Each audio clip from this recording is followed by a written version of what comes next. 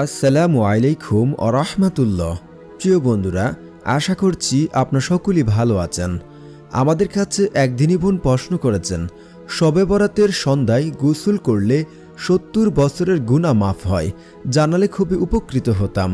ধন্যবাদ দিনী বোন, আপনি খুবই গুরুত্বপূর্ণ একটি প্রশ্ন করেছেন আমাদের মাঝে।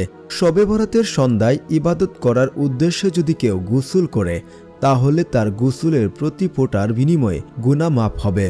প্রতি ফোঁটার ৭০ রাকাত নফল নামাজের সওয়াব হবে। ৭০ বছরের গুনাহ মাফ হয়ে যাবে, মনের আশা পূর্ণ হয়, আল্লাহ ইবাদত কবুল করেন। গোসল করে নামাজ আদায় করলে অনেক ভালো হয়। এ শবে বরাতকে কেন্দ্র করে সমাজে কিছু বাড়াবাড়ি এবং কিছু ছাড়াছাড়িও রয়েছে। আমাদের অনেকেই জানে না কোনটা ভালো আর কোনটা খারাপ। তাই তো আমরা অনেকেই বিদাতকে ভালো মনে করি আর ভালোকে বিদাত মনে করি।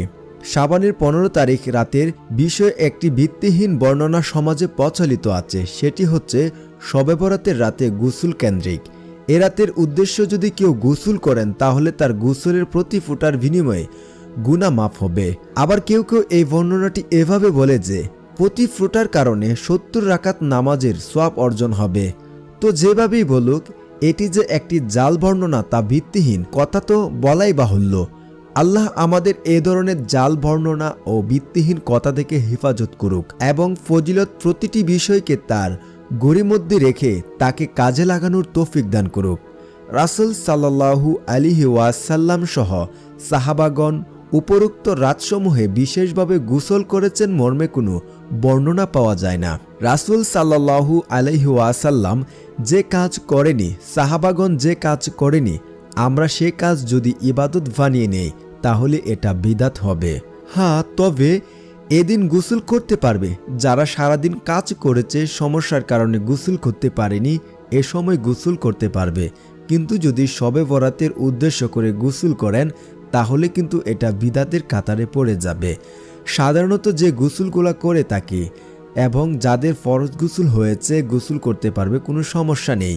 কিন্তু শবে বরাতকে কেন্দ্র করে কোনো গোসল করা যাবে না, এটা কুরআন হাদিসের কোথাও পাওয়া যায়নি।